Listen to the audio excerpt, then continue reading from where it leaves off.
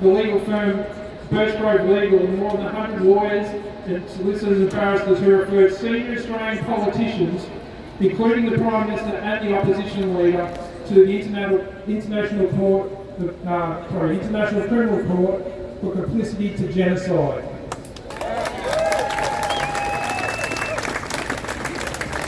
And it is surely no coincidence that just 10 days after this referral, the Australian government restored the funding to the UNRWA. The combined impact of months of protests across the country and the potential to be found in complicit to genocide is bringing some much needed accountability to our elected representatives, but we need damn more of it. Another self-inflicted bipartisan policy disaster is AUKUS. Here too there is hope. As we celebrate the 1 year anniversary of AUKUS, it is clear that it's starting to unravel under the weight of its own contradictions. Well-grounded criticisms of AUKUS are coming thick and fast from numerous corners such as Paul Keating and Hugh White, amongst many others. Increasingly, the Australian population is not buying the flimsy pretext behind AUKUS. A recent University of Sydney study found that AUKUS lacks a social licence, and I wonder why. A recent Australian Strategic Policy Institute argued the case for a badly needed AUKUS public diplomacy arm. In other words, they need a propaganda organisation to convince us and all of us that we need to spend billions on submarines rather than on health, on education, and on infrastructure and the numerous other problems and issues that this country needs to deal with. Shame!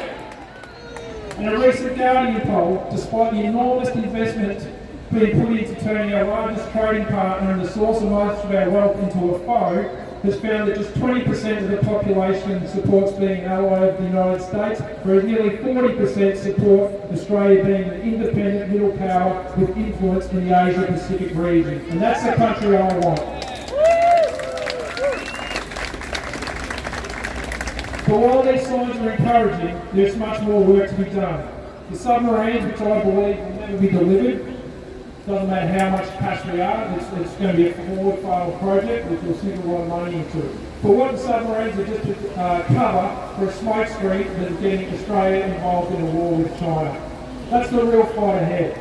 Regaining Australian sovereignty and over both our land and our government's decision-making to avoid being dragged into an unwinnable war that we don't need to fight and has no upside in any way, shape or form for Australia.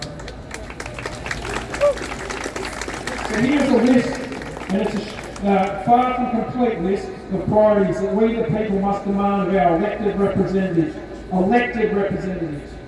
to both regain our sovereignty and democracy, and in doing so, increase the prospects for a peaceful future, which is what we all want. First, we need to ditch the rules-based global order, a euphemism for the United States' hegemony, which is rapidly fading, and the root source of much of the violence in the world today. We need to restore the UN Charter as the centrepiece of our foreign policy. We need to ditch the anachronism that is AUKUS and find our security with Asia, not from Asia.